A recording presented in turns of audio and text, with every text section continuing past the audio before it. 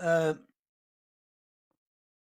le parasange au masculin, ou la parasang, c'est le farsakh iranien, d'accord, en arabe, est une ancienne unité de distance perse valant environ 3,5 km, 5,35 km, je commence à bugger là, ça va pas, voire 6 km. C'était la distance qu'on pouvait parcourir à pied en 1 heure. Cette unité fut la principale unité de mesure des distances en Perse jusqu'à une époque récente. L'imam Ali lui répondit que le Soleil et la Lune avaient la même taille, c'est-à-dire 900 parasanges sur 900 parasanges, hein, ce qui fait environ 4815, voire 5400 km, parce que c'est de 5,35 à 6 km, d'accord, hein, de longueur, d'accord. Bon, si on prend en considération, si on prend en considération les propos de l'imam Ali, ainsi que tous les versets du Coran que j'ai décortiqués étymologiquement, et les tafsirs des Ahlul Bayt, le soleil et la lune sont beaucoup, beaucoup plus petits que l'on ne pense. Et ils seraient à peine à 500 km au-dessus de nos têtes. Pour le soleil et la lune, dans leur point le plus bas. Parce que n'oubliez pas que le soleil, il monte, on a la Terre comme ça c'est la Terre, et on a le soleil, d'accord. Et le soleil, il monte dans les cieux. Et il a des stations. Premier ciel, deuxième ciel, troisième ciel, quatrième ciel, cinquième ciel. On peut dire que le niveau le plus bas du Soleil, c'est environ 500 km.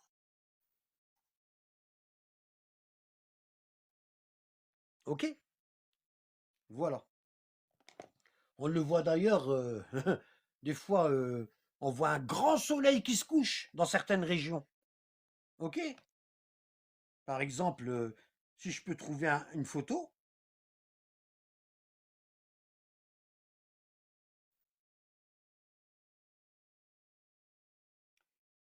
Alors,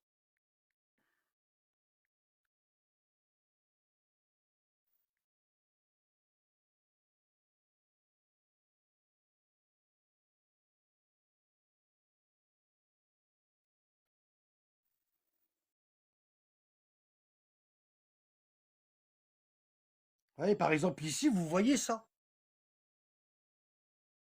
Voyez. Comme s'il était à côté, hein, comme s'il était à côté de vous. Ok. Hein, vous allez voir ça aussi. Ouais, mais ça, c'est sous licence. Donc, je ne vais pas le prendre. Vous allez voir ça.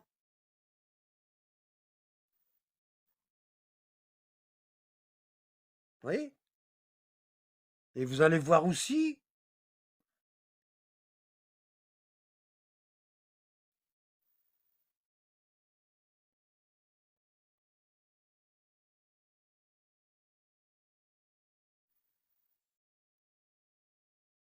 ça. Encore que là, c'est pas si grand que ça. Mais il y a plein de photos où vous voyez le soleil immense. Ok. Très proche. Bon.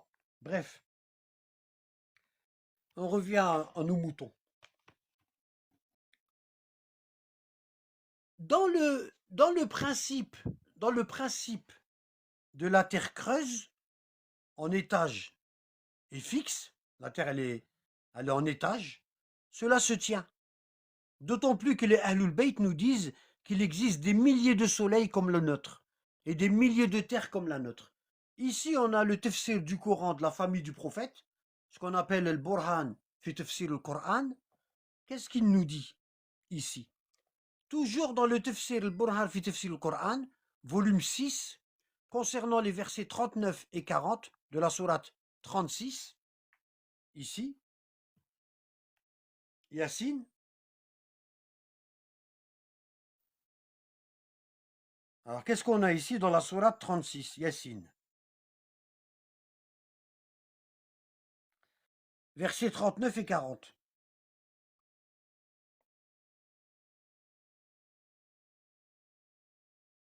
Allah, il nous dit, et la lune, nous lui avons déterminé des phases jusqu'à ce qu'elle devienne comme une palme vieillie de palmier. Ça, je vous l'ai montré hier. Le soleil ne peut rattraper la lune, ni la nuit devancer le jour. Et chacun vogue dans un orbite qui lui est propre. D'accord? Bon. Qu'est-ce qu'ils nous disent la famille du prophète ici, dans ce même verset? Hein? والشمس تجري لمستقر لها ذلك تقدير العزيز العليم والقمر قدرناه منازل حتى عاد كالعرج القديم. D'accord? Bon. Qu'est-ce qu'ils nous disent la famille du prophète sur ce verset-là que je vous ai lu? 39 et 40 de la sourate 36. Bon. Ici, on a le début du hadith qui est là. OK? Et on a la suite du hadith qui est là. Et la famille prophétique, elle nous dit, je vous ai mis la traduction là, le hadith numéro 2 concernant le tafsir du verset 39 de la sourate Yassine. D'accord? Bon. Ici,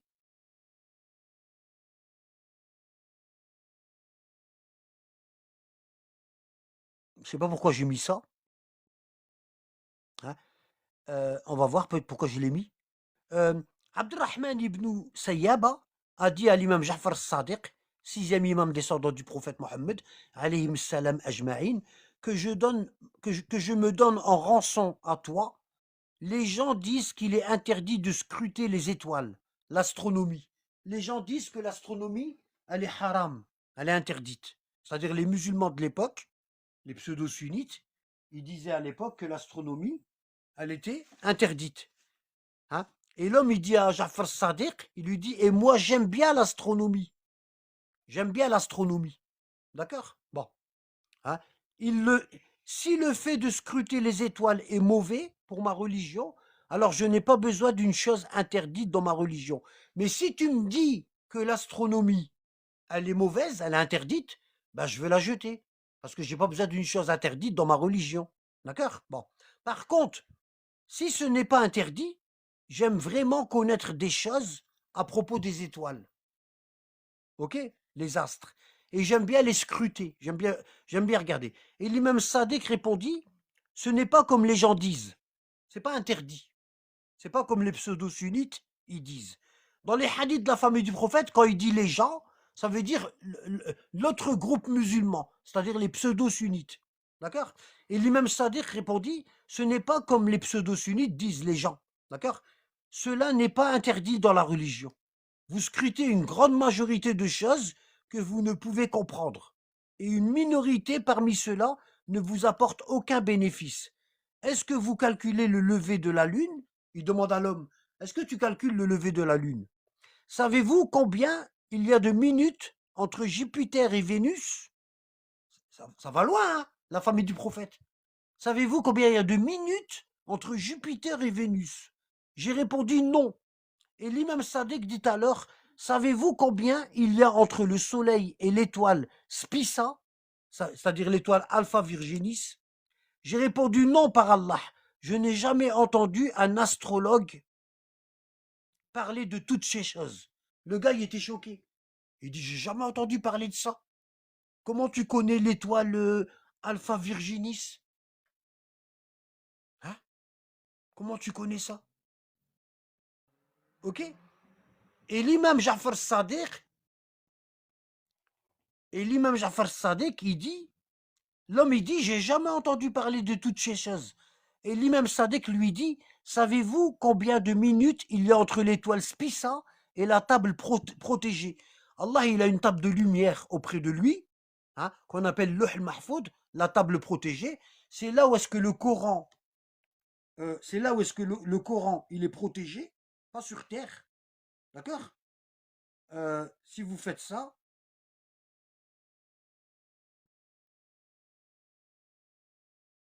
voilà.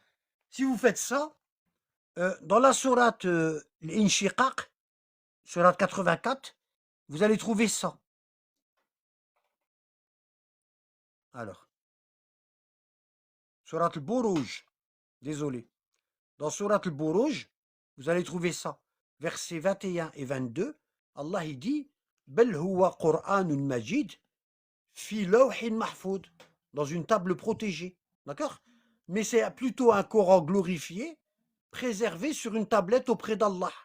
Et Louh al-Mahfoud, c'est la tablette, Louh al-Mahfoud, ou tablette préservée, et selon la croyance islamique, un livre où Dieu inscrivit les destins de toute créature, même avant qu'elle soit créée. Il y a tout écrit.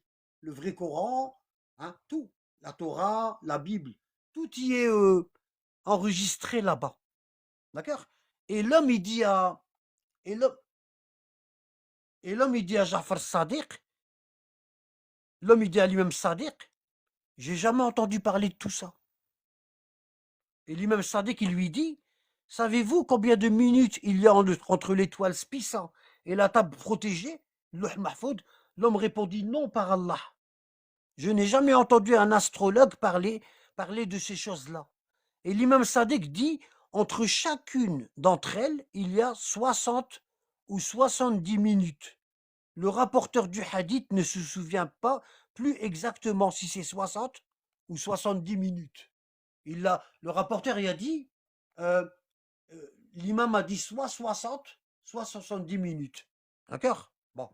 L'imam Sadiq dit ensuite, oh Abdurrahman, le temps que je viens de te donner en minutes est comme l'exemple d'un homme qui calcule les dimensions d'une roselière afin de définir le roseau qui se trouve au centre. Il compte la distance à droite, la distance à gauche, devant et derrière, afin qu'aucun roseau ne lui soit caché. C'est magnifique. Et concernant le verset 40 de la sourate Yassine, sourate 36, La samshu yanbaghi laha an tudrika al-qamar wa la layla sabiqu an-nahar wa kullun fi falakin yasbahun. Hein? Ni le soleil ne peut rattraper la lune, ni la nuit ne peut devancer le jour, et chacun vogue dans un orbite qui lui est propre, assigné. D'accord? On a toujours dans le Burhan, fi tafsir al-Qur'an, on a le verset là, La samshu yanbaghi laha an tudrika al-qamar wa la laylu sabiqu an-nahar wa kullun fi falakin yasbahun. Et on a le hadith en jaune qui explique. OK?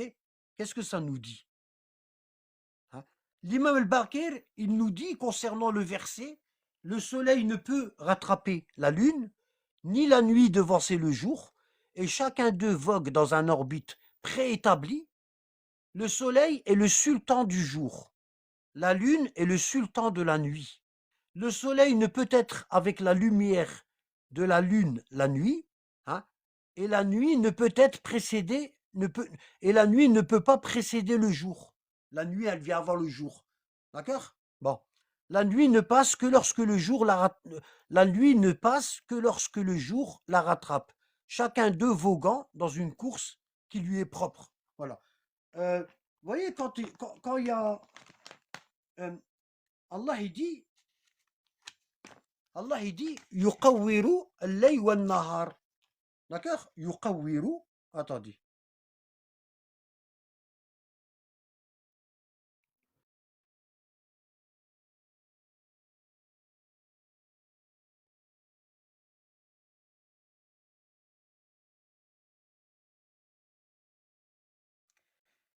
Alors.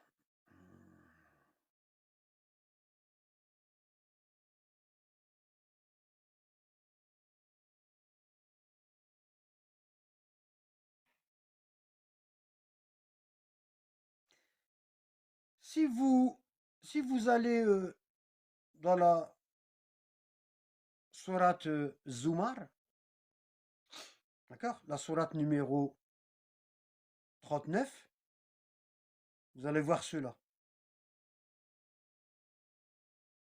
Quel verset déjà? J'ai carrément oublié. Non, sourate, vous allez voir. Verset 5, sourate 39, verset 5. Vous allez voir ça.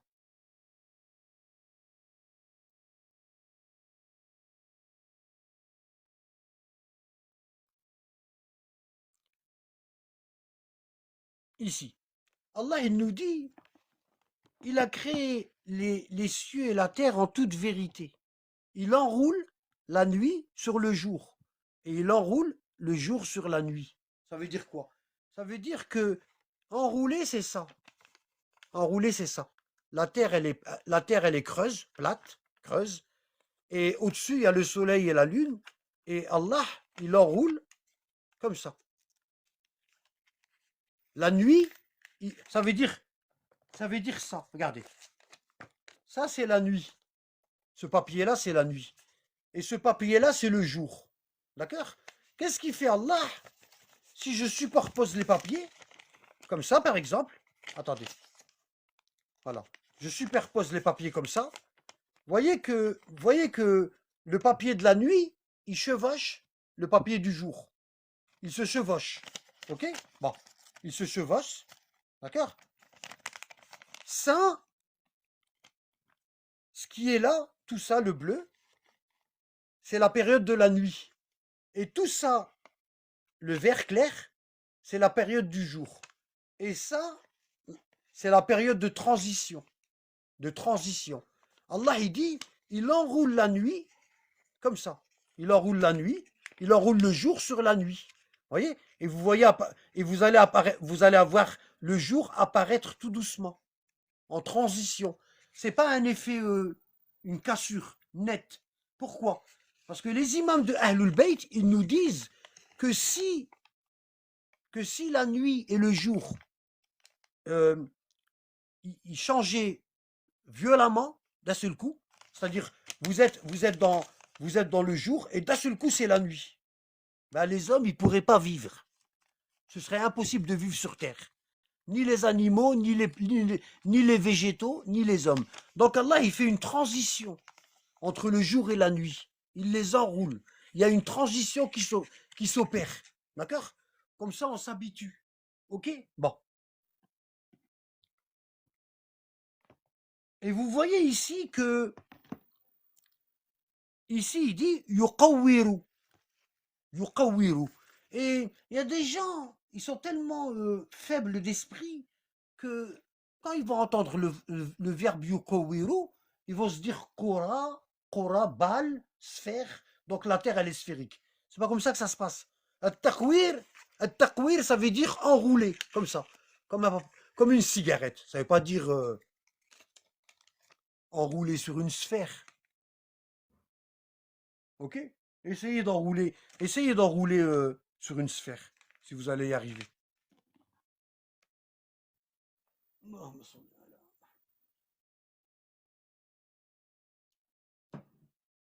On est seulement sur la première partie de la Genèse. Il y a des dizaines de parties, et là on est seulement sur la première partie. Et ça, et c'est long. C'est long. D'accord? Hein?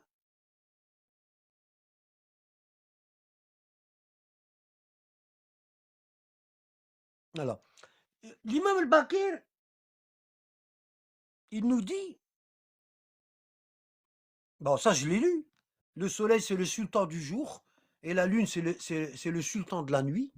D'accord? Ça je l'ai lu. Bon. Au Moyen-Âge, il voyait la terre comme ça.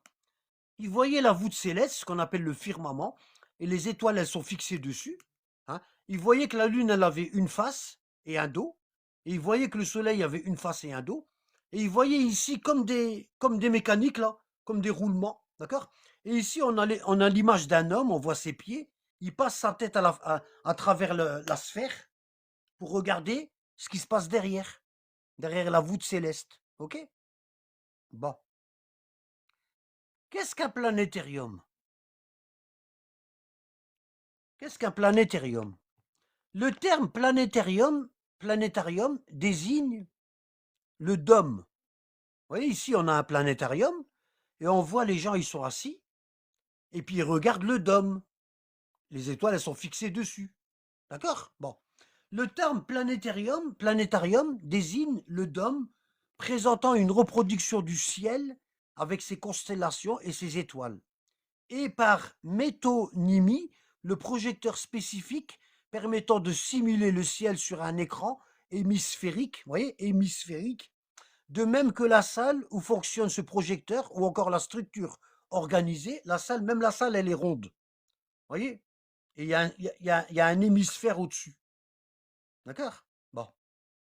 Et exactement comme dans le planétarium où les gens vont admirer les constellations, ici, et c'est pas anodin, ça c'est un planétarium, et vous voyez, il y a un dôme, et les gens ils sont à l'intérieur, ils regardent les étoiles qui sont fixées sur le dôme, ok? Bon, et c'est pas anodin parce que vous allez exactement comme dans le planétarium où les gens vont admirer les constellations, ce qui n'est pas anodin, ah ben, le dôme céleste, la sphère céleste, hein, ou le firmament, tourne et bascule autour de lui-même, ce qui entraîne le déplacement de la Lune et du Soleil.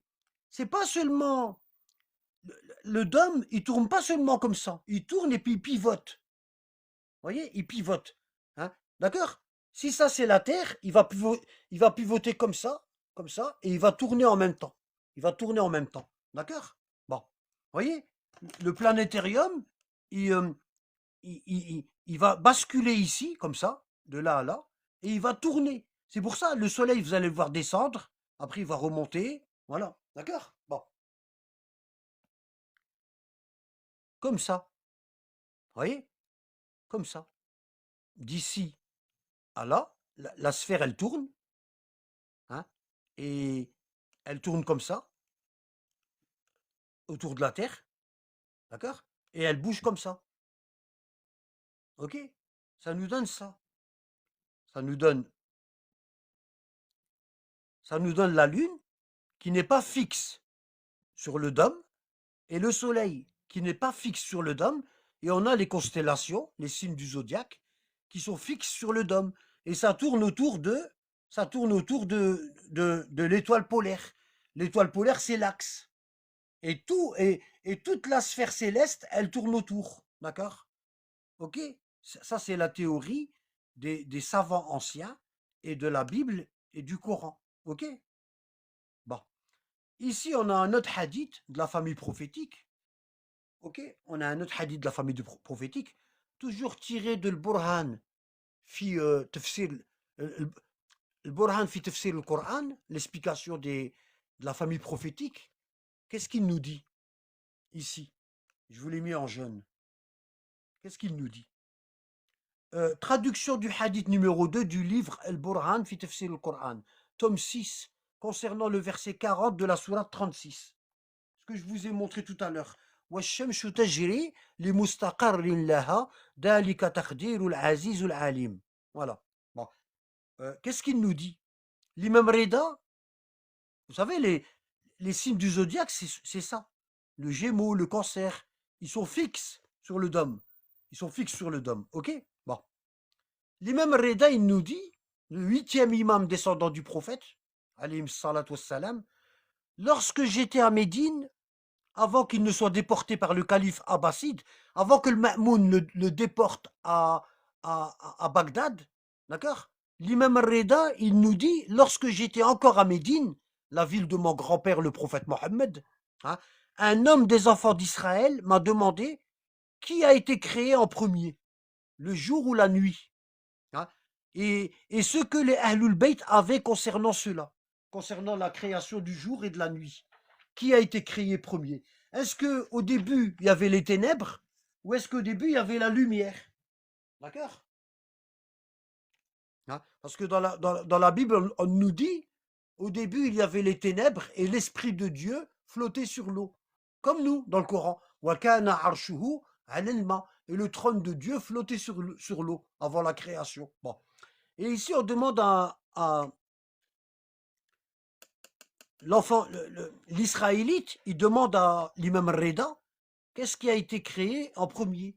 Qu'est-ce que disent la famille du prophète sur ça? Est-ce que c'est le jour ou la nuit? Car les enfants d'Israël ne possédaient rien concernant cela. Ok?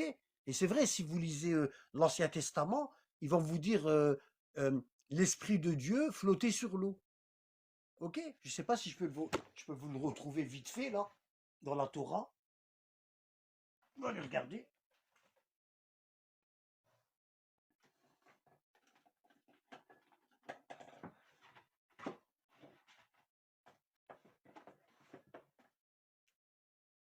Vous allez trouver ça dans la Genèse. Hein. C'est le titre de la série que je suis en train de faire. Ok? Bon, vous allez trouver ça. La Genèse. Vous voyez, ici j'ai la Torah. Et je prends le chapitre de la Genèse ici. Alors on nous dit c'est page 5.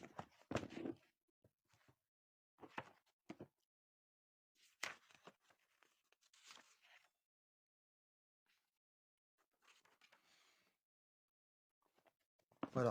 Donc ils nous disent ça. Ils nous disent, au commencement, Dieu avait créé le ciel et la terre. Or la terre n'était que solide et chaos. Des ténèbres couvraient la face de l'abîme. Voilà. Et le souffle de Dieu planait sur la face des eaux. Vous voyez? Comme le Coran. Wa kana arshuhu anil ma.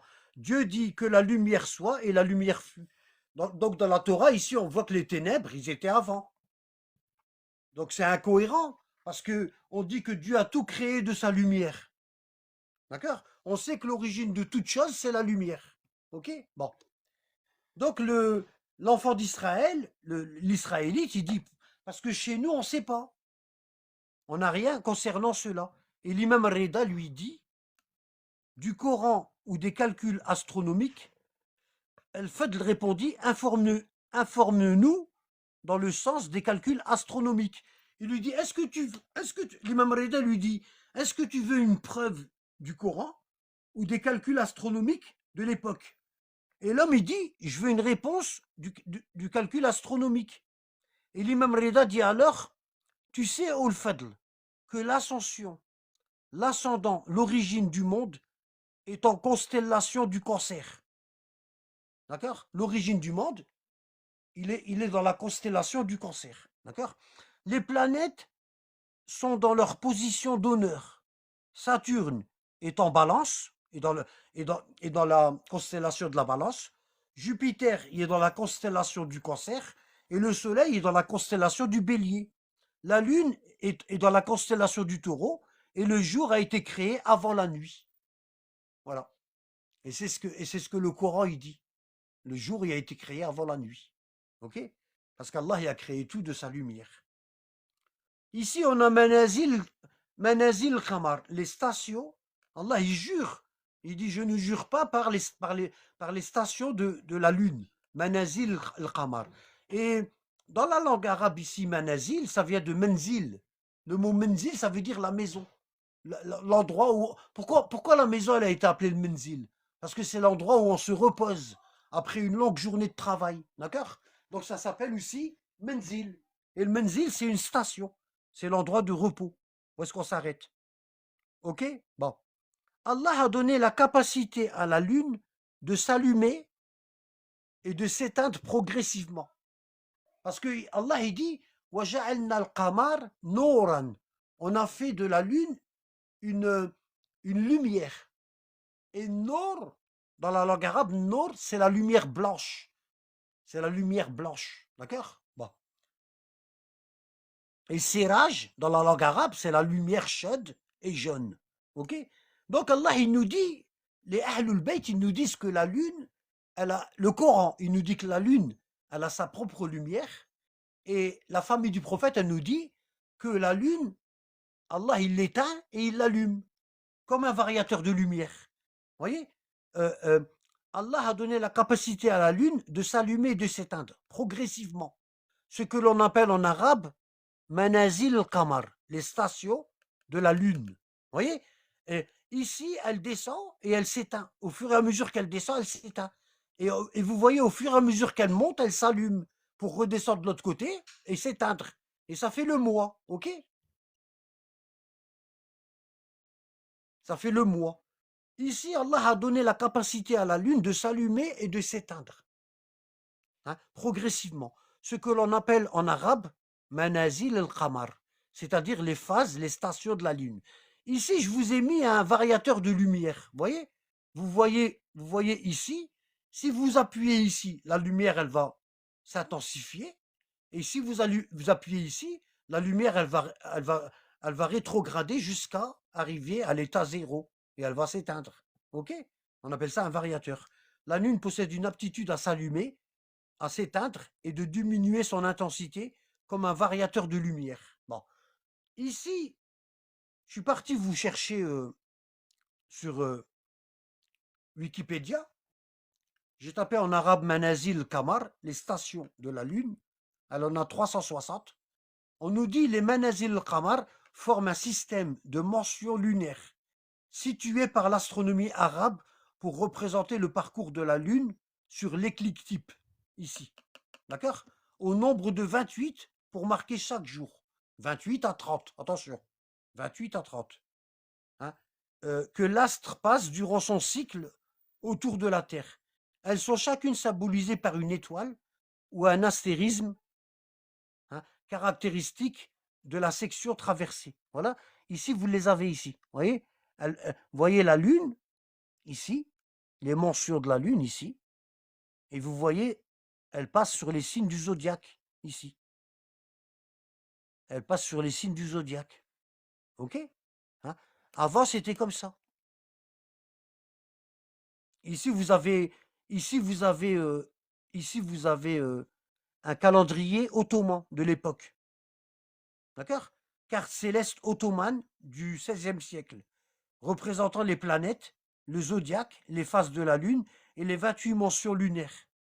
OK? C'était comme ça à l'époque.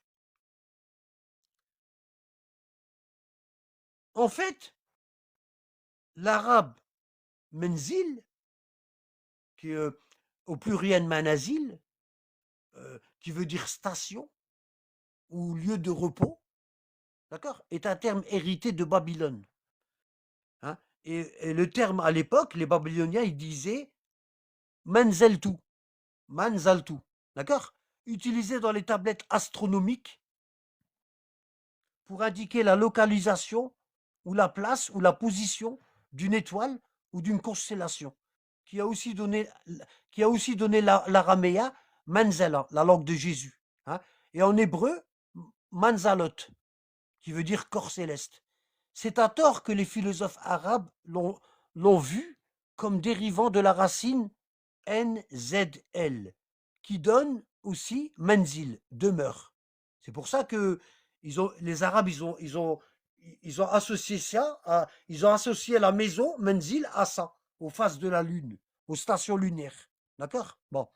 Et qu'en suivant leur interprétation, les clercs latins ont rendu par mention, le terme le plus juste pour parler des manazil qamar et donc stations lunaires. En fait, ce n'est pas les Arabes qui se trompent en disant que la Lune a des manzils. Hein. C'est juste la compréhension de ce mot qui n'est pas tout à fait pareil dans chaque communauté. Le mot manazil signifie l'endroit où on fait un arrêt pour se reposer, une station, un lieu, une maison, ce qui pour la Lune est une phase. D'ailleurs, le mot est employé dans le Coran, le mot manzil. Allah dit la uqsimu bimanazil ash-shamsh. Je ne jurerai pas par les stations de la Lune. La Lune a bien des stations de repos dans le ciel, qu'on appelle des phases, durant lesquelles elle change d'apparence. Elle s'éteint, elle diminue d'intensité et elle augmente d'intensité, comme un variateur de lumière. Ok? Bon. Ce qui permet à l'homme de pouvoir compter et dater les jours, les mois et les années. D'accord? Et Allah, il dit ici, وَالْقَمَرَ قَدَّرْنَاهُ مَنَازِلَ حَتَّى عَادَ كَالْعُرْجُ الْقَدِيمِ. Et ici, Allah, il emploie le mot manazil, c'est-à-dire station. Elle a des phases où elle s'arrête. Et la lune, nous lui avons déterminé des phases jusqu'à ce qu'elle devienne comme la palme vieillie. Et ça, je l'ai montré la dernière fois. Voilà. Et la lune, nous lui avons déterminé des phases où sa lumière augmente et diminue progressivement jusqu'à devenir comme une palme de palmier vieillie. C'est-à-dire ça. Vous voyez? Ici, vous avez une palme de palmier comme ça. Vous voyez? Ici. Et la lune, elle devient comme ça. Hein. Les Arabes à l'époque du prophète Mohammed, ils n'avaient pas d'autres mots techniques pour, pour, euh, pour expliquer la phase où la lune, elle devient comme un cil recourbé. Donc le Coran, il leur a dit qu'elle urjul qadim, comme la palme de palmier sèche. Ok? Bon. les phases de la Lune. Les phases de la Lune. En astronomie, la phase de la Lune, ou, moins communément, les phases lunaires désignent une portion de Lune illuminée par le Soleil et vue à partir de la Terre.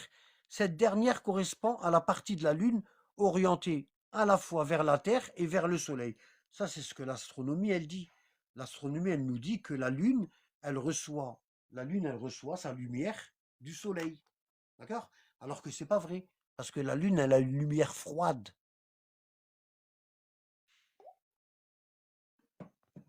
Et le Soleil, il a une lumière chaude. Ok? Donc, le Coran nous dit, et cela contrairement à ce que l'on nous a enseigné, que la Lune a sa propre lumière.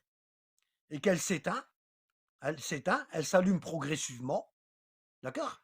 Jusqu'à ce que la moitié s'allume, et après elle s'éteint de l'autre côté, et ça fait un mois. Ok? Ces phases lunaires ne sont pas dues au reflet de la lumière du Soleil.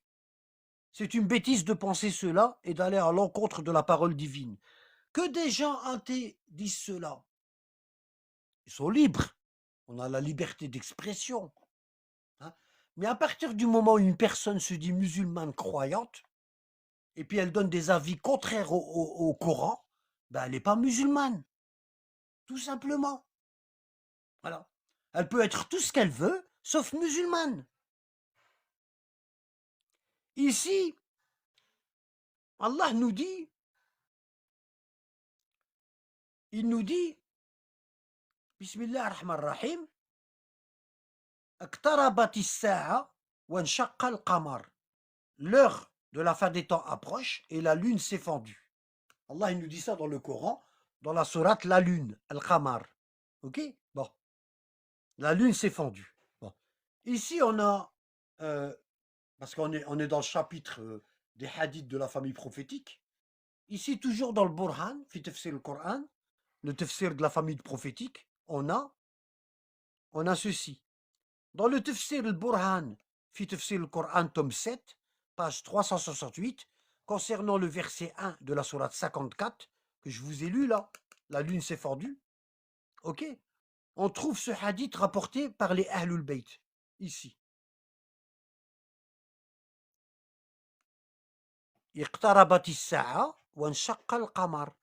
L'heure de la fin des temps approche et la lune s'est fendue.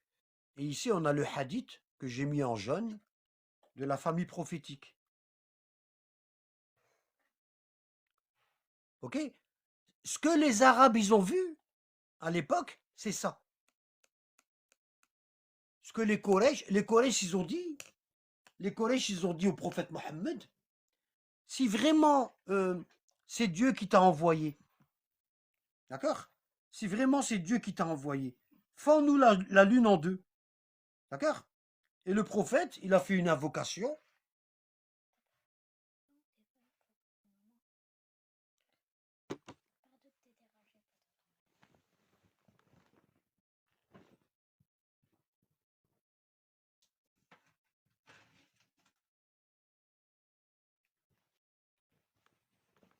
Et le prophète, il a fait une invocation.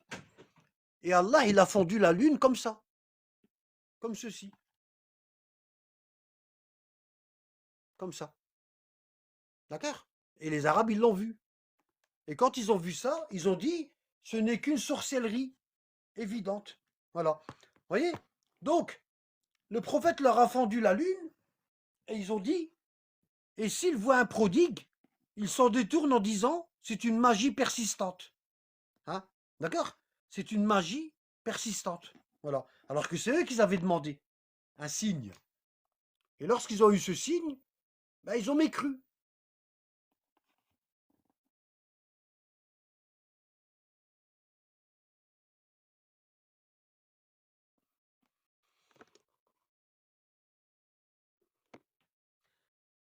Alors, Younes, donc je vais traduire le hadith. Younes rapporte qu'il a demandé à l'imam Ja'far Sadiq, le 6e imam descendant du prophète, Mohammed, sallallahu alayhi wa sallam, concernant ce verset. L'imam Sadiq lui a répondu, les 14 hommes de l'Aqaba, les 14 hommes qui ont fait le coup d'État pour tuer le prophète, c'est-à-dire les 14 compagnons hypocrites qui ont voulu jeter le prophète dans un ravin lors de la bataille de Tabouk, se sont réunis la 14e nuit de Dhul Hijjah, durant le pèlerinage. Et ils ont dit au prophète Mohammed, tous les prophètes ont fait des miracles. Quel est le tien en cette nuit de Dhul Hijjah? C'est quoi ton miracle? Hein? Et le prophète leur dit, que voulez-vous comme miracle? Ils répondirent, ton Seigneur a-t-il le pouvoir de fendre la lune en deux parties bien distinctes? Suite à leurs propos, l'ange Gabriel descendit et il dit, ô Mohammed, Allah te passe le salut et il te dit qu'il t'a soumis toutes les choses. Toutes les choses, elles te sont soumises. Utilise donc ce pouvoir que tu as. Le prophète leva la tête au ciel et la lune se fendit en deux. Le prophète se prosterna aussitôt, ainsi que ses partisans. Ensuite, le prophète leva sa tête, ils levèrent la leur et ils dirent que la lune revienne à son état initial. Hein. Et la lune redevint comme elle était. Ils dirent ensuite que sa tête se fende. Le prophète donna l'ordre et la tête se fendit. Il se prosterna pour glorifier Allah et ses partisans firent de même. Les 14 hypocrites dirent, ô Mohammed, nous avons envoyé des caravanes en Syrie et au Yémen. Lorsqu'ils reviendront, nous leur demanderons ce qu'ils ont vu cette nuit. Est-ce qu'ils ont vu la lune se fendre? Ils ont envoyé une caravane au Yémen et en Syrie. Ils ont dit, eux aussi, ils ont dû la voir. On va leur demander ce qu'ils ont vu. Parce qu'il se peut que nous, tu nous as ensorcelés les yeux pour qu'on voit ce que tu veux qu'on voit. Donc ceux qui ne sont pas en ta présence, on va leur demander ce que eux ils ont vu. D'accord? Bon. Et ils nous sauront que c'est de la sorcellerie avec laquelle tu nous as ensorcelés. C'est ainsi qu'Allah a révélé l'heure de la fin des temps approche, hein, et la lune s'est fendue. D'accord? Jusqu'à la fin. Ensuite, on a ça, dans, toujours ici, اقتربت الساعة وانشق القمر. Toujours concernant ce verset-là, on a un hadith ici, dans le tafsir de la famille prophétique, et on en a la suite, elle est là.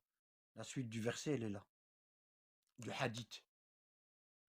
Et il nous dit, l'imam Ali ibn Abi Talib a dit, la lune s'est fendue en deux à la Mecque, et le prophète dit alors, soyez témoins de ceci. D'accord? Bon.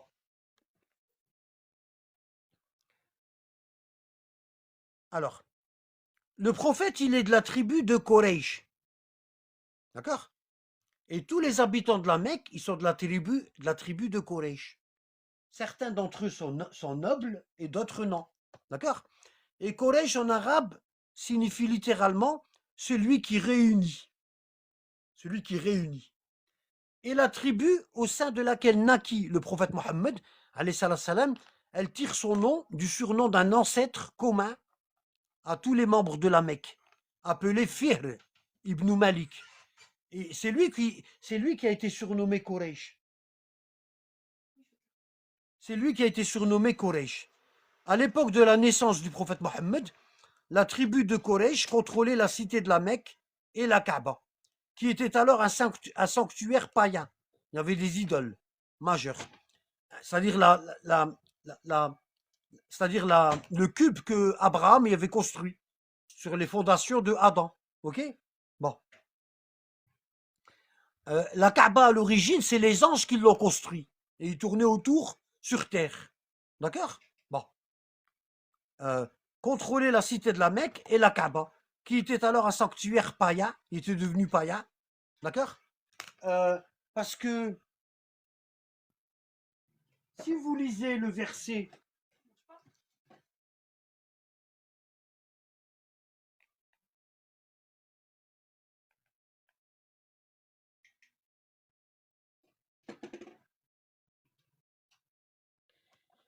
Si vous lisez le verset, euh, euh, celui-là, là, écoutez bien.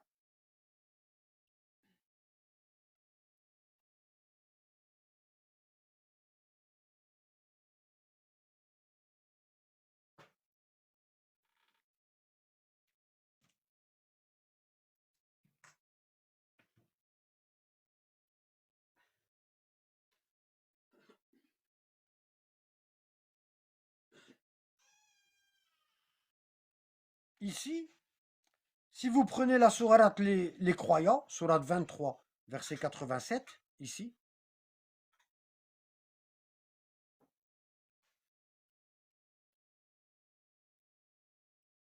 les croyants, verset 87, Allah il dit au prophète ceci.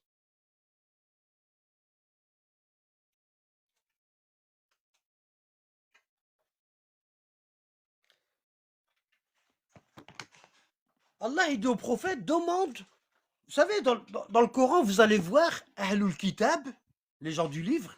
Quand quand Allah il dit Ahlul Kitab, les gens du livre, ça veut dire les Juifs et les chrétiens, ceux qui ont reçu la Torah et les évangiles, les gens du livre. Bon.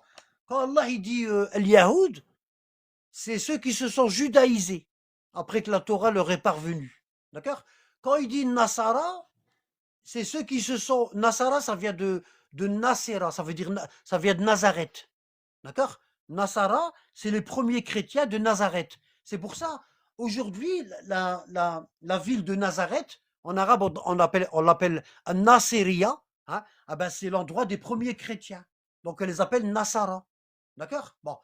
Et Allah, il a des manières Alors, tous ces termes-là, il faut les connaître pour comprendre les versets. D'accord? Pour comprendre les versets, il faut les connaître.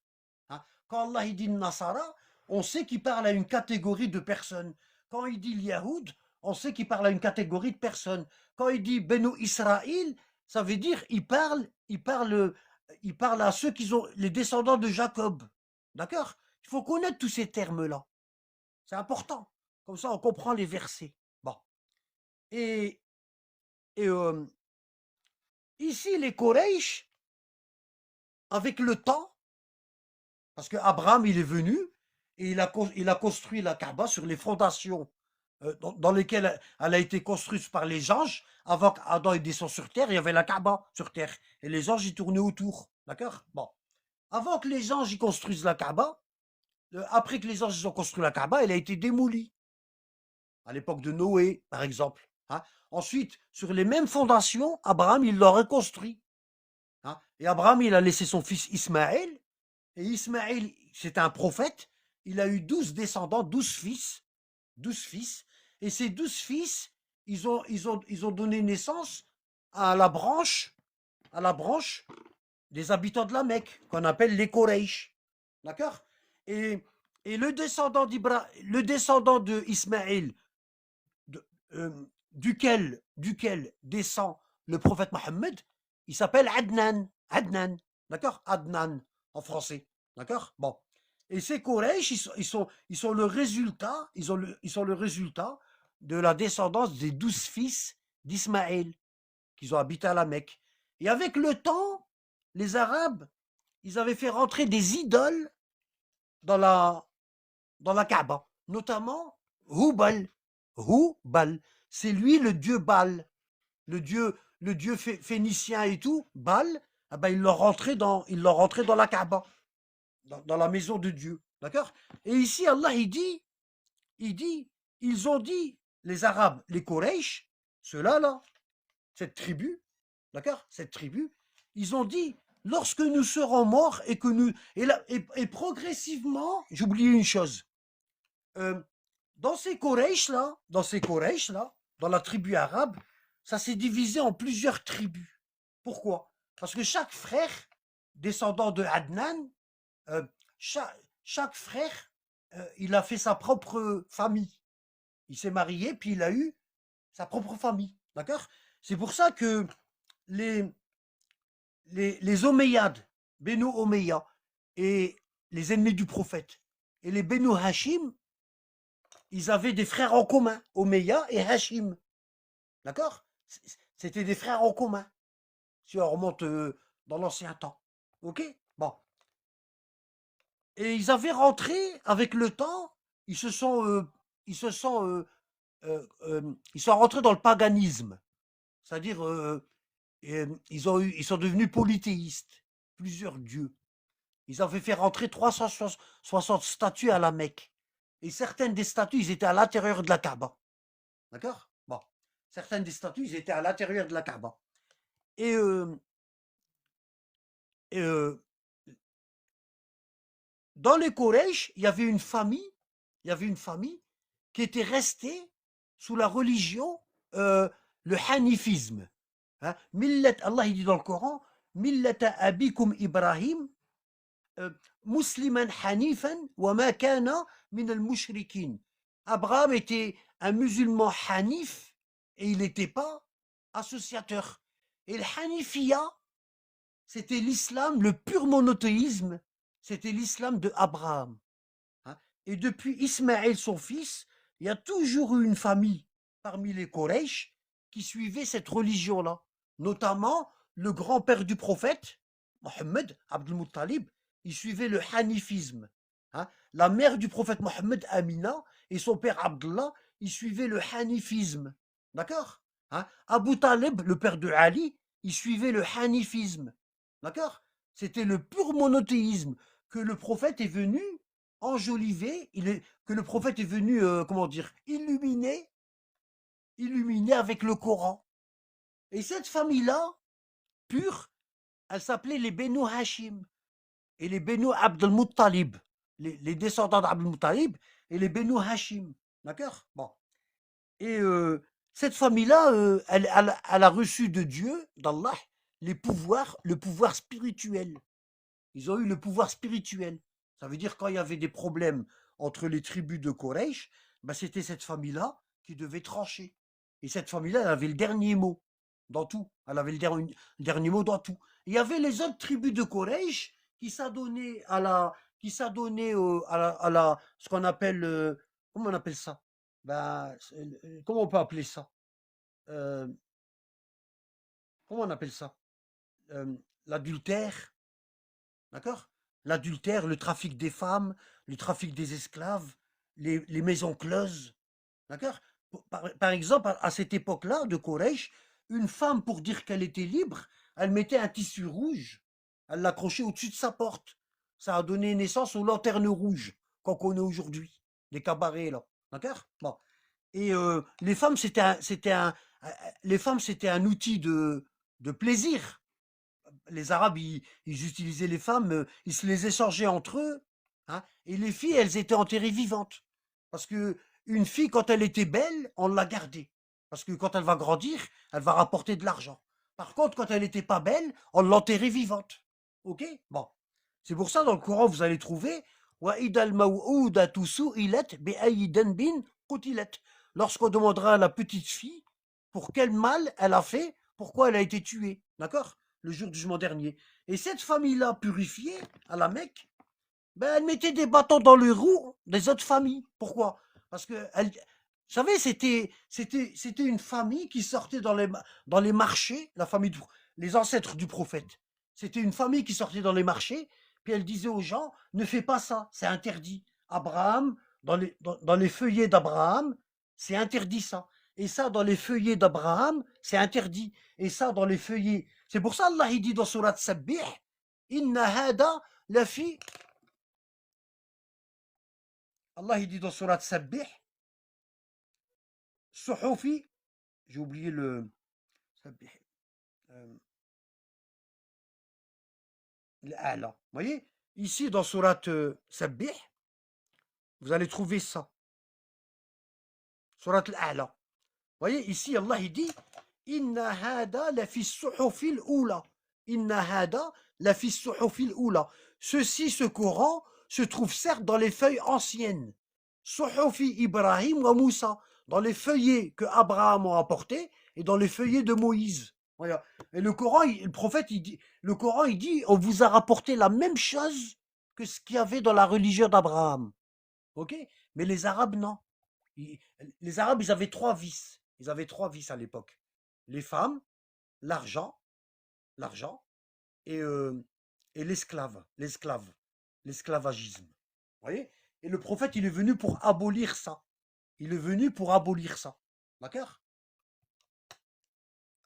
C'était très dur, hein, très dur. Donc les Omeyyades, ils sont nés dans le clan de Omeya. Et le prophète Mohammed, il est né dans la tribu de Hashim. les Omeyyades, ils sont nés dans la tribu de Omeya, d'accord? Et, et le prophète, il est né dans la tribu de Hachim, dans cette famille qui suivait le hanifisme, la vraie religion d'Abraham. D'accord? Donc, Allah, Allah, il dit au prophète, demande-leur. Demande aux autres tribus de Quraysh, ici. Oh zut, j'ai perdu un bout de la page. Attendez. Sourate les croyants, verset 23. Et les croyants, c'est sourate 23, verset 87.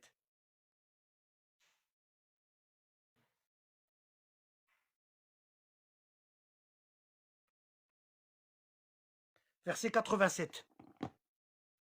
Vous allez trouver ça. Vous allez trouver ça. Allah, il dit, Allah, il dit au prophète, dis-leur, aux tribus de Quraysh, dis-leur ceci. À qui appartient la terre et ceux qui y sont, si vous savez? Ils diront à Allah. Parce que les Arabes là, ils croyaient en Allah. Mais ils avaient. C'est pour ça les salafistes, ils disent toute personne qui fait le tawassul, elle est mécréante. Non, vous avez le tawassul avec des choses qui sont pas valables, et vous avez le tawassul avec des choses valables. D'accord? Vous pouvez vous rapprocher d'Allah avec des choses halal, licites, et vous ne pouvez pas vous rapprocher d'Allah avec des choses illicites. Mais les Arabes de l'époque, ils avaient utilisé des choses illicites pour se rapprocher d'Allah. On peut se rapprocher d'Allah avec l'amour de Mohammed. On peut se rapprocher d'Allah avec la pierre qui est dans la Kaaba, la pierre noire. On peut se rapprocher d'Allah avec la prière. D'accord? Il y a beaucoup de choses avec lesquelles on peut se rapprocher d'Allah. Hein? Mais les Arabes, ils avaient innové, ils avaient créé des choses de leurs mains, du bois et des pierres, des statues, et ils se rapprochaient d'Allah avec ça, en intermédiaire. Alors que ces choses-là, c'est du shirk. On ne peut se rapprocher d'Allah qu'avec des choses qu'Allah a légiférées. Ce qu'Allah n'a pas légiféré, on ne peut pas se rapprocher d'Allah avec ça. Vous avez compris? Bon. Et Allah, il dit au prophète Mohammed, dis aux Arabes de Quraysh, à qui appartient les cieux et la terre. Et ils ont dit, hein, sayaquluna lillah, qul afala tadhakkarun. Quand le prophète il leur a dit aux Quraysh, polythéistes, les associateurs, il leur a dit, qui est-ce qui a créé les cieux et la terre? Ils ont dit, c'est Allah. Hein? Ensuite, Allah il dit au prophète, dis-leur, qui est le Seigneur des 7 cieux et le Seigneur du trône sublime? Ils ont répondu, Allah. Hein? Dis-leur, ne craignez-vous donc pas? Dis, qui détient dans sa main la royauté absolue de toutes choses et qui protège et n'a pas besoin d'être protégé? Dites si vous savez. Ils diront Allah. Ça veut dire ils croyaient en Allah, mais ils avaient inventé toutes sortes d'artifices, ce qu'on appelle des statues, pour se rapprocher d'Allah. Et ils disaient toutes les offrandes qu'on fait à ces statues-là, ils arrivent à Allah. Toutes ces offrandes qu'on fait à ces statues, ils arrivent à Allah. Alors que c'était faux. Hein? Et quand le prophète il leur a dit, pourquoi vous utilisez des statues? Pour vous rapprocher d'Allah. Hein? Ma anzalallah biha min sultan. Allah n'a rien descendu de tout cela. Et ça, c'est pas dans la religion d'Abraham. Ils ont dit, Lahnu, regardez ce qu'ils ont répondu, les Quraysh. Ils ont dit, Nahnu la na'budu min al-hajar wal khashab. Nahnu na'budu al-ruh allati taskunuha wa nataqarrabu biha ila Allah zulfa. Ils ont dit, nous, on n'adore pas des cailloux et des bouts de bois. Nous, on adore l'âme, l'esprit qui est dans... Nous, on adore l'esprit qui est dans ces bouts de bois et dans ces cailloux, dans ces statues, et on se rapproche d'Allah avec ça. Et c'est ça qui était haram. Hein? Ça veut dire quoi? Les Arabes, ils croyaient en Allah. Ils savaient qu'il y avait un Dieu qui s'appelait Allah et que c'était le Dieu d'Abraham, mais ils avaient mis tout autour de ça toutes sortes de divinités Et il disait que si on passe pas par ces divinités-là, on ne peut pas atteindre Allah. D'accord? Alors, euh,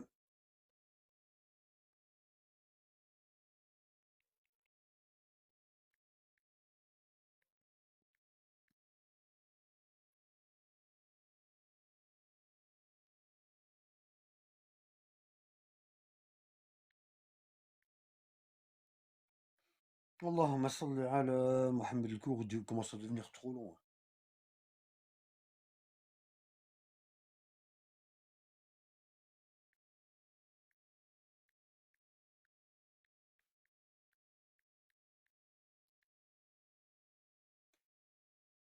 Si vous prenez le verset Surat Zumar, Surat numéro 39, verset 3, ici, ici,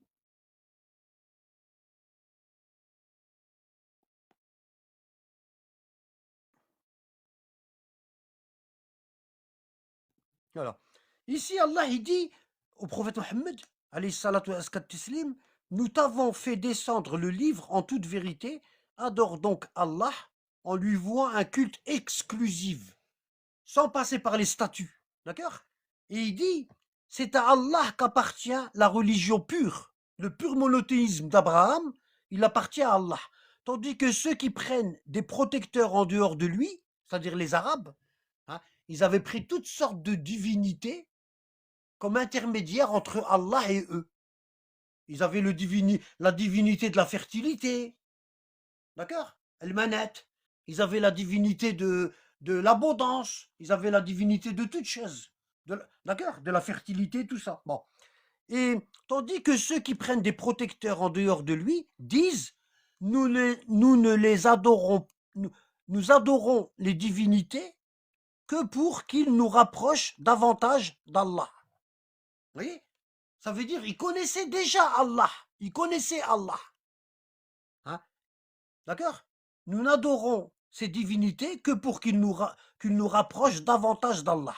En vérité, Allah jugera parmi eux sur ce en quoi ils divergent. Allah ne guide pas celui qui est menteur et grand ingrat. D'accord? Bon.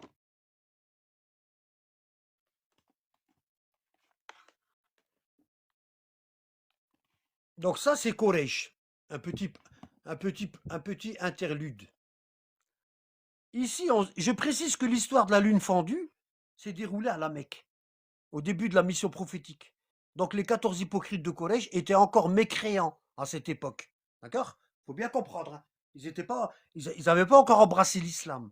Ensuite, ils ont cru et ils ont mécru. Et Allah a scellé leur cœur de sorte qu'ils ne comprennent rien. D'accord? Ici, vous avez la sourate, le tout miséricordieux. Et Allah, verset 5, il nous dit, le soleil et la lune évoluent selon un calcul minutieux. D'accord? Bon. Bihusban. Husban, ça veut dire très précis. OK? Et ici, on a, concernant l'explication de ce verset-là, As-Samsh wal-Qamar bihusban, ici, en vert. Et ici, on a l'explication de la famille du prophète, en jaune. Donc, ça nous donne quoi, ça? Ça nous donne quoi? Ici, on a la suite. D'accord? Donc, c'est le, c'est le Burhan fi tafsir al-Qur'an, tome 7, page 383 et 384. On trouve ce hadith concernant l'explication du verset là. Wash-shamsh wal-qamar bihusban. D'accord? Bon. Qu'est-ce qu'il nous dit dans l'explication? Euh, Ici, on a un hadith où le prophète il nous dit, alayhi salam, certes la forte chaleur est une émanation de l'enfer. D'accord? Ça a été rapporté dans le Bukhari et dans Muslim, dans leur authentique. Ok?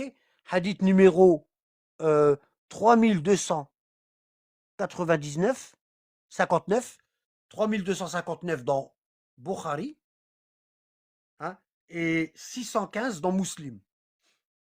Hein. Le Hussein, donc on va traduire ce qu'il y a dans les hadiths de la famille prophétique. Ok? Al-Hussein ibn Khalid rapporte, l'imam Al-Rida, qui était en train de m'enseigner, m'a dit, concernant la parole d'Allah, Ar-Rahman, le miséricordieux, a enseigné le Coran, Allama al-Qur'an, c'est-à-dire qu'Allah a enseigné à Mohammed sallallahu alayhi wa sallam le Coran. Je lui demandais que signifie le verset suivant. Il a créé l'homme, Khalaq al-insan. Il dit, ce verset signifie que le commandeur des croyants, Ali ibn Abi Talib alayhi salam, a dit, j'ai dit que signifie, il lui a appris à s'exprimer clairement. Et l'imam, quand il dit Khalaq al-insan, ça veut dire il a créé l'imam Ali. Ok? Bon. Ensuite, quand il dit que signifie, il lui a appris à s'exprimer clairement, Allamahu al-bayan, l'imam al-Rida répondit, Allah a enseigné clairement à l'homme tout ce dont les gens ont besoin. J'ai dit, le soleil et la lune seront jugés. Qu'est-ce que cela signifie? Ça. Ici, vous avez Samsh wal Qamar bi Husban. D'accord? Ici, le mot Husban vient du mot Hisab, qui veut dire compter. Compter. D'accord? Voilà pourquoi nous appelons le jour du jugement dernier Yom al-Hisab, le jour des comptes. C'est-à-dire le jour des comptes. Donc ici, on peut traduire ce verset, et le soleil et la lune seront questionnés le jour des comptes. D'accord?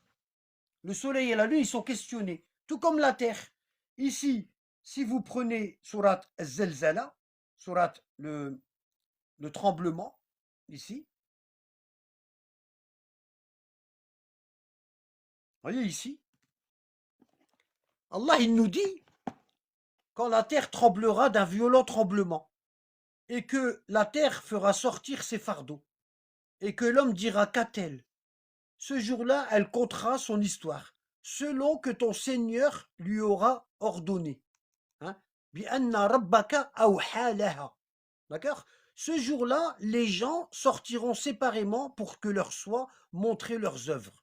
Celui qui fait le poids d'un atome de bien le verra, et celui qui fait le poids d'un atome de mal le verra. Même la terre, elle va être questionnée. Ok? Bon. Ils vont témoigner contre nous ou pour nous. Ok? Bon. Alors, qu'est-ce qu'une métaphore dans la langue arabe? Ce qu'on appelle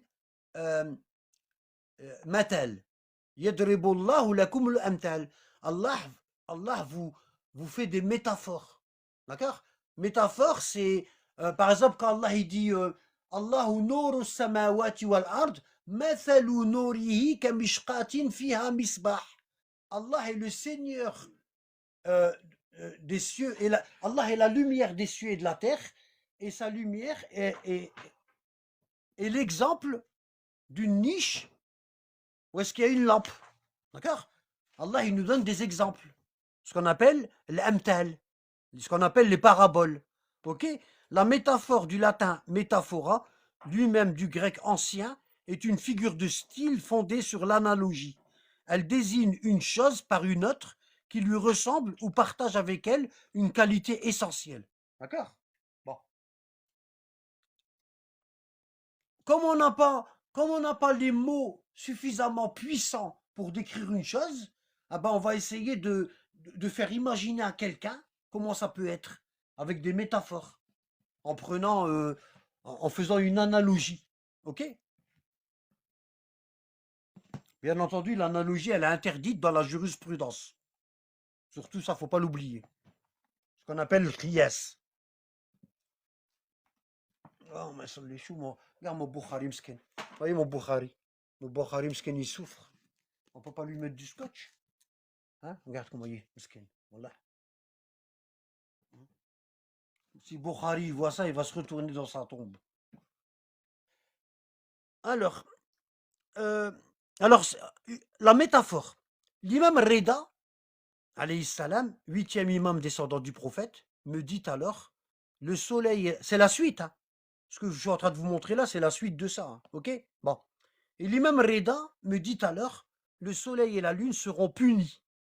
J'ai dit, tout étonné, le soleil et la lune punis? L'imam Reda me dit, lorsque tu poses une question, tu dois comprendre et maîtriser les métaphores. Hein. Il y a plein de gens comme ça qui ne comprennent pas les métaphores. Par exemple, quand Jésus dit mon père, ah, c'est le fils de Dieu. Non, le père c'est Rab. En arabe, le père c'est Rab. Rab, c'est celui qui éduque. Celui qui éduque. D'accord, hein? Si je te dis man rabbak, qui est-ce qui t'a élevé? Qui est-ce qui t'a éduqué? D'accord? Tu vas me dire c'est ton père.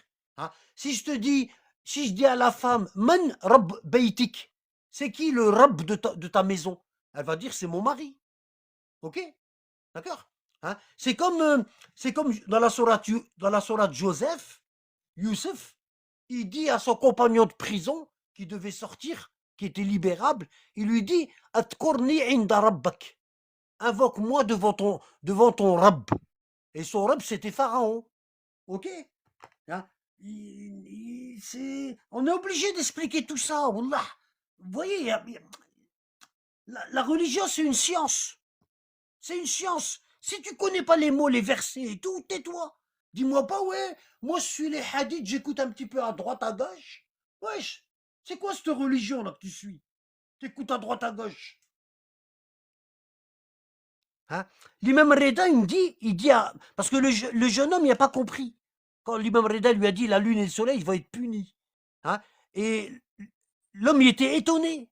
Il dit le soleil et la lune punis? Comment c'est possible? Et l'imam Reda lui dit, lorsque tu poses une question, tu dois comprendre et maîtriser les métaphores. Le ma'ani. D'accord? Le soleil et la lune sont des signes d'Allah qui courent par son ordre et ils lui obéissent. Leur lumière proviennent de la lumière du trône et leur chaleur vient de l'enfer. Lorsque viendra le jour dernier, leurs lumières retourneront au trône divin. D'accord, hein? On a dit que le soleil reçoit sa lumière de l'arche et la lune, elle reçoit sa lumière de l'Kursi. D'accord? Et leurs chaleurs retourneront maudites en enfer. Il n'y aura plus ni soleil ni lune. Les gens et l'imam Reda, il dit à l'homme, les compagnons, les gens, n'ont-ils pas rapporté dans leur hadith que le messager d'Allah, c'est-à-dire ça, c'est chez les pseudo-sunnites.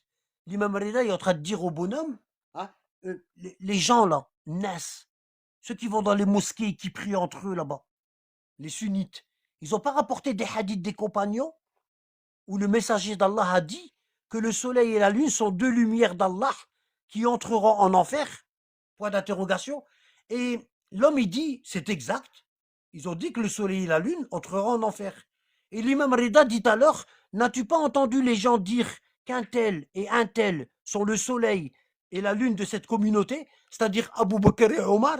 Quand les compagnons y rapportent un hadith qui dit que le soleil et la lune rentreront en enfer, ben c'est Abu Bakr et Omar. C'est ce qu'on appelle une parabole.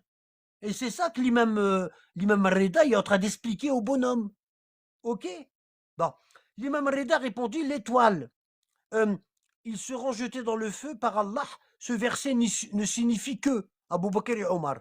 Ensuite, l'imam Reda répondit l'étoile, c'est le messager d'Allah qu'il a mentionné comme tel dans plusieurs versets lorsqu'il dit par l'étoile à son déclat. D'accord? Hein? C'est pour ça que les versets du Coran, ils ont plusieurs ma'ani. Parfois, un verset peut avoir plusieurs explications. Il peut avoir une explication exotérique, c'est-à-dire une explication claire que tout le monde peut comprendre. Et le verset, il a aussi un cœur, il a aussi une explication cachée. Cachée. Pourquoi? Parce qu'à cette époque, les Arabes n'étaient pas prêts à écouter toutes sortes d'explications. Donc, en général, les versets cachés, ils étaient utilisés que par la famille du prophète et leurs disciples. Vous avez compris? Hein? Tu vas voir, Allah, il dit, tu vas voir qu'Allah dit, par l'étoile à son déclat. D'accord? Et ça veut dire ce qu'on appelle, je vous l'ai déjà expliqué, les trous noirs. Hein? L'étoile, elle décline, elle devient petite, elle implose en elle-même, et après elle explose, et elle donne une supernova qui va donner un trou noir et un trou de verre. Et c'est un passage vers un autre monde, par où passent les anges. Ah ben, Allah, quand il dit par l'étoile et à son déclin, il annonce aussi la mort du prophète Mohammed. Hein, ça veut dire quoi? Ce qui vous éclaire la nuit, le prophète Mohammed, eh ben, il va disparaître de ce monde-là. J'aime pas utiliser le mot mourir pour le prophète Mohammed, mais il sera plus dans ce monde-là. Et vous allez rester dans les ténèbres. D'accord? Allah, il aime bien utiliser la lumière et les ténèbres pour dire la guidée et l'égarement, pour dire la science et l'ignorance. Vous voyez? Tout ça, c'est des paraboles. Et quand on lit le Coran, on doit savoir euh, le sens visible, c'est-à-dire dahir, exotérique, et le sens caché, batin, ésotérique. Ok? Bon. L'imam Rida répondit, l'étoile c'est le messager d'Allah qu'il a mentionné comme tel dans plusieurs versets lorsqu'il dit par l'étoile à son déclin. Ensuite, dans la sourate 53, verset 1, Allah dit aussi, ainsi que les points de repère et au moyen des étoiles, les gens se guident. Sourate 16, verset 16. Et le repère sont les 12 imams. Il y a 12 constellations, et il y a 12 imams.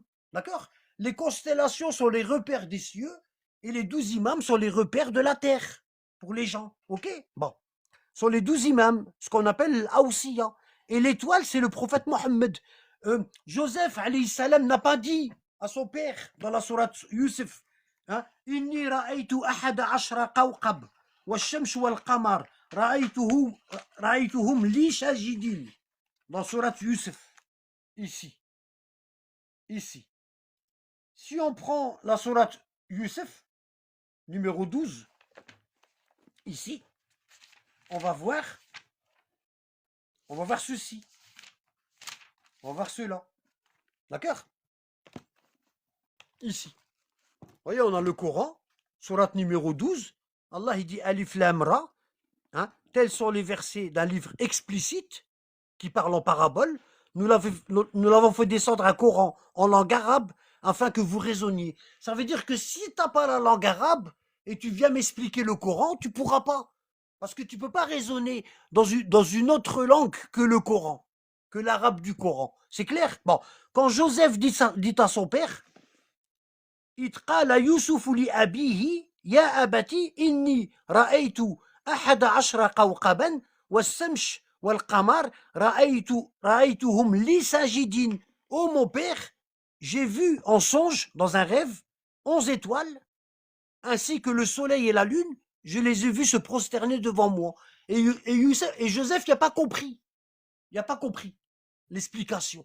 Et son père, il lui dit, oh mon fils, Jacob, il dit à Joseph, oh mon fils, dit-il, ne raconte pas ta vision à tes frères, car ils montraient un complot contre toi, et le diable est certainement pour l'homme un ennemi déclaré. Son père, il a tout de suite compris, Jacob, que le soleil, c'était lui, la lune, c'était sa femme, et les 11 astres, c'était les frères de Joseph. C'est pour ça, à la fin de la sourate, la vision, elle s'est accomplie, ici.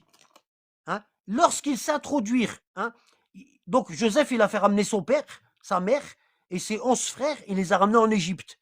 Et Allah, il dit, lorsque la famille de Joseph s'introduirent auprès de Joseph, celui-ci accueillit ses pères et mères et leur dit, entrez en Égypte en toute sécurité, si Allah le veut. Il éleva ses parents sur le trône, et tous tombèrent devant lui, prosternés. Et il dit, ô mon père, voilà l'interprétation de mon rêve quand j'étais petit, de jadis. Allah l'a bel et bien réalisé. Ok?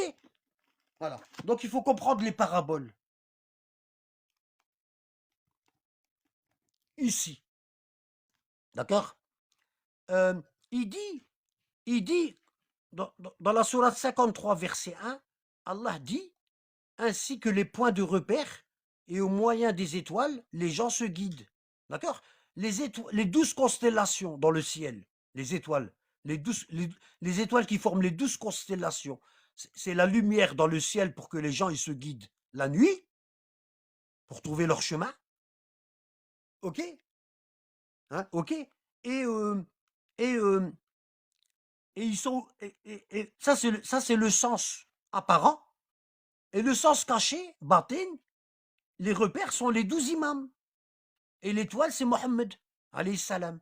J'ai dit, que veut dire il se prosterne? Et l'imam Reda dit, ils obéissent par des actes. J'ai dit, que veut dire le verset? Et quant au ciel, il l'a élevé bien haut et il a établi la balance. Sourate 55.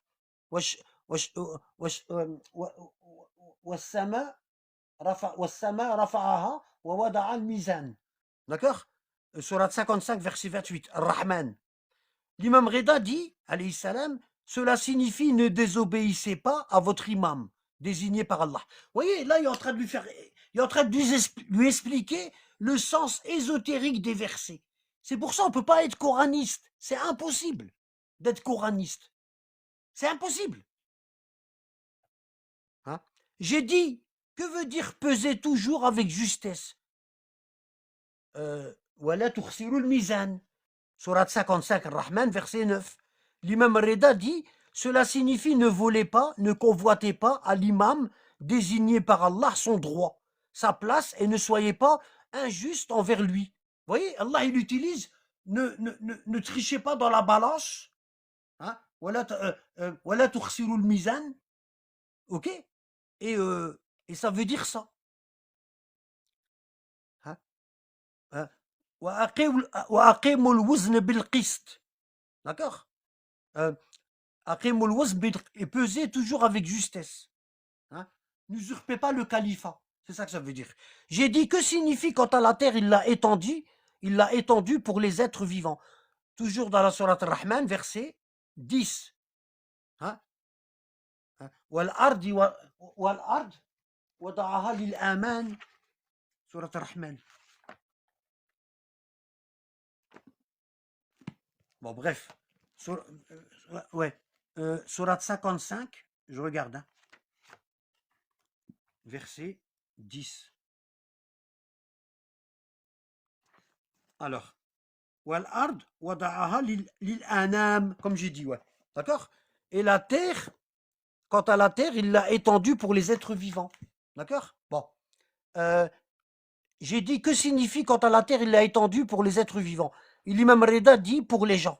D'accord? Donc là, le verset là, il n'a pas de sens ésotérique. Il n'a qu'un sens apparent. D'accord? Bon. Le hadith, il est long, mais je ne le traduis pas parce que ça sort du contexte de mon cours. Bon.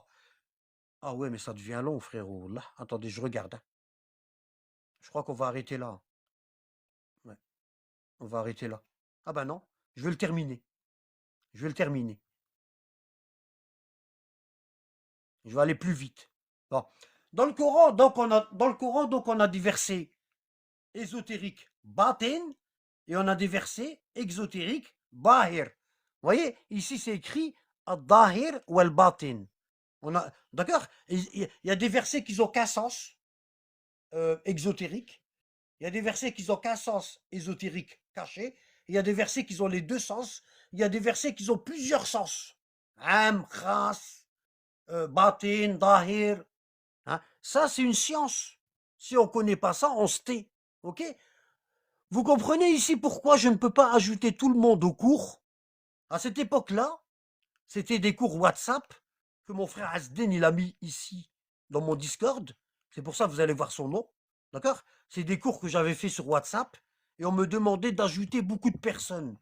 Et à cette époque-là, j'avais peur d'ajouter des personnes parce que les gens, ils n'ont pas tout ce que je suis en train de vous dire là. C'est pas à la portée de tout le monde. D'accord? Mais maintenant que j'ai vu que euh, j'ai eu des retours de personnes qui me suivent, et je me suis dit, pourquoi pas le faire pour tout le monde? Et j'ai généralisé. Mais à l'époque où j'ai écrit ça, quand on me demandait de faire rentrer des gens, j'acceptais pas. J'acceptais pas. Après, je me suis senti coupable, et puis je me suis dit, on prive la science. Parce que l'imam Ali, il dit quoi, alayhi salam? Il dit, faire don d'une science à des gens déraisonnables, c'est les égarer. Et en priver ceux qui la méritent, c'est commettre une injustice. Mais là, ici, on est avec des gens dans TikTok. On est avec des gens qui sont cons et on est avec des gens qui raisonnent. Moi, je suis bien obligé de mettre du TikTok pour tout le monde, pour que les gens qui raisonnent, ils viennent écouter mes cours. Mais il y a des gens qui sont cons, qui s'infiltrent dans la brèche et puis ils se retrouvent ici. Tu vois? Et ça, on peut rien faire. Ok? Bon. D'accord? Vous comprenez ici pourquoi je ne peux pas ajouter tout le monde au cours et que je ne prends que ceux qui ont tout lu les cours. D'accord? Ici, on a un bel exemple d'un verset à la fois exotérique, sens apparent, et ésotérique, sens caché, et connu que par les initiés, par les imams et leurs élèves.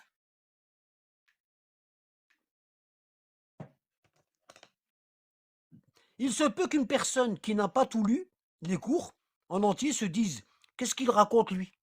Pour ça, il faut lire tout. Hein. La personne qui débarque maintenant dans mon live, elle se dit, bah, il est con, lui. Pourquoi? Parce qu'elle n'a pas étudié tout ce qu'il y a avant. Ok? Bon. Qu'est-ce que l'exotérisme? L'exotérisme, hein, est ce qui est public.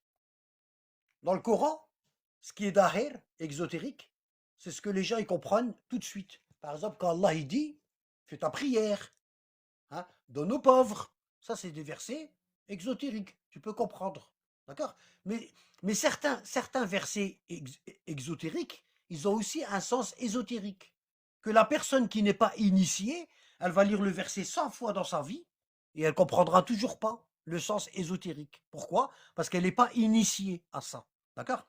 L'exotérisme est ce qui est public, profane, par opposition à ce qui est initiatique. D'accord? Il fut également utilisé pour décrire les cérémonies publiques dans leurs manifestations. Il s'oppose à l'ésotérisme, qui les décrit dans leur signification cachée. D'accord? Le verset exotérique est compris par tout le monde. Son sens est évident et apparent à tous. D'accord? Et ici, l'ésotérique, doctrine, connaissance. L'ésotérie, c'est la connaissance de l'invisible, de choses qui ne sont pas apparentes. D'accord? Quand on dit qui transmet seulement à des adeptes qualifiés. D'accord? Nous, il y a certaines choses, moi, en Abad, il y a certaines choses que je ne mets pas dans mes cours Discord. Pourquoi? Parce que je sais que si je mets certaines choses dans les cours Discord, il y en a certains, ils vont devenir mécréants. D'accord? Mécréants, ou carrément, ils vont devenir athées. Il y a des choses qu'on ne peut pas dire. Hein. C'est tout un cursus. Tu commences avec la personne, tu l'apprends à zéro, et tu lui expliques tout doucement, tout doucement, tout doucement, tout doucement, jusqu'à ce qu'elle voit, qu'elle se dit, bah c'est évident. C'est évident. D'accord?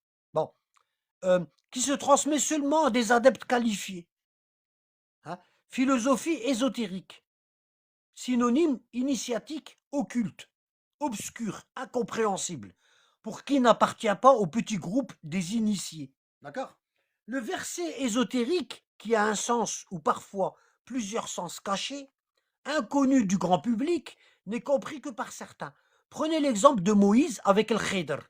Moïse, il a voyagé avec le Khidr dans la sourate, hein, et à chaque fois, le Khidr lui disait Innaka lan tastati' ma'aya sabra. Il disait à Moïse, tu ne peux pas me suivre, tu ne pourras pas patienter.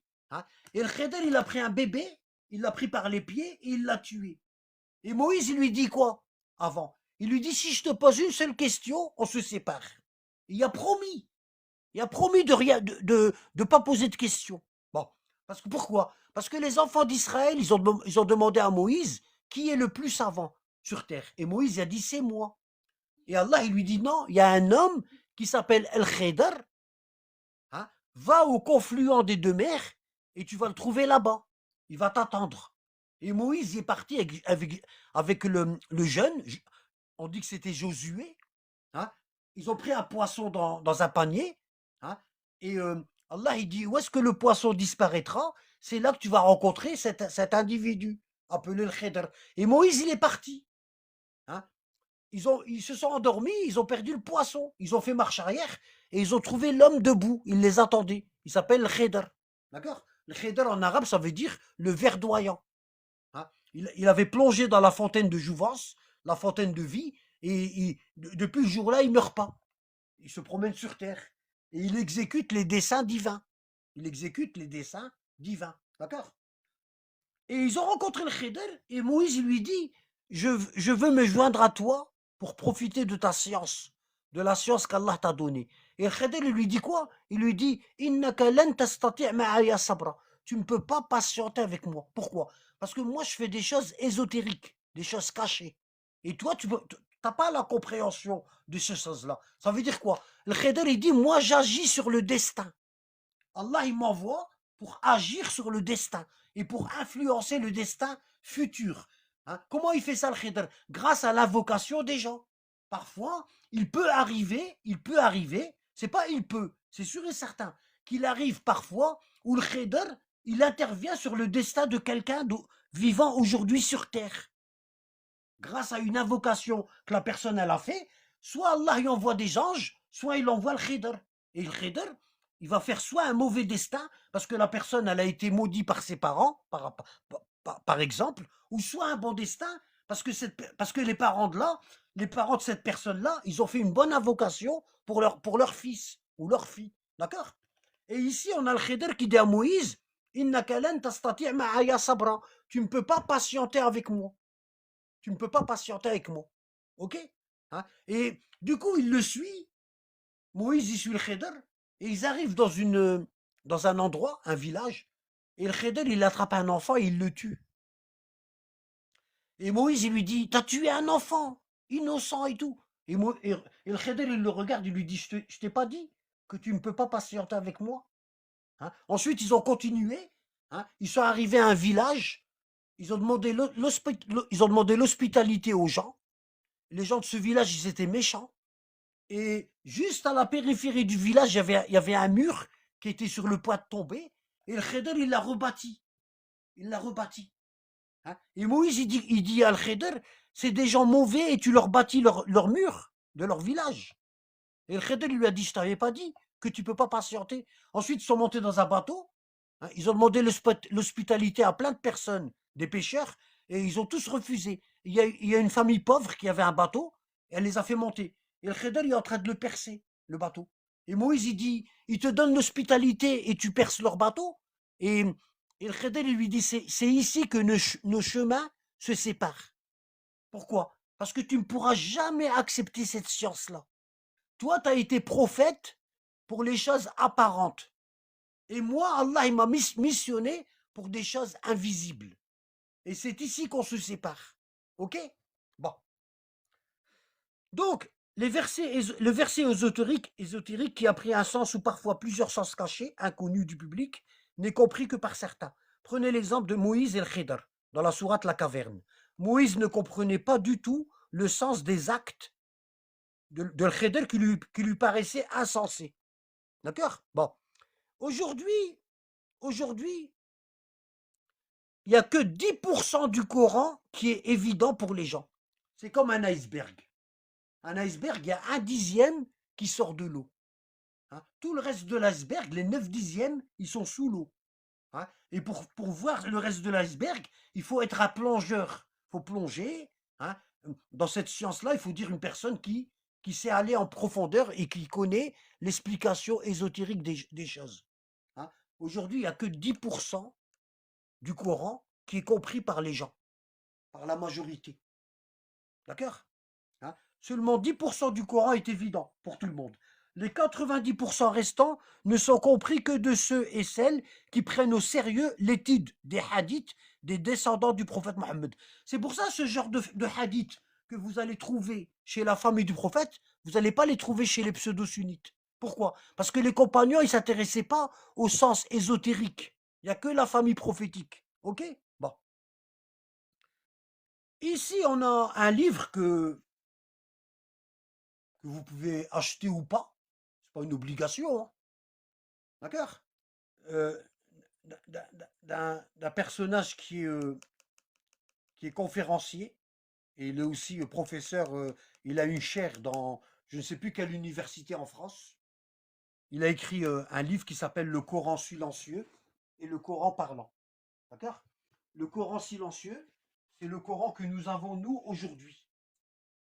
Tu peux le lire 100 fois, tu ne comprendras jamais le sens ésotérique des versets. D'accord? C'est ce livre-là. D'accord? C'est ce livre-là. Ok? Bon.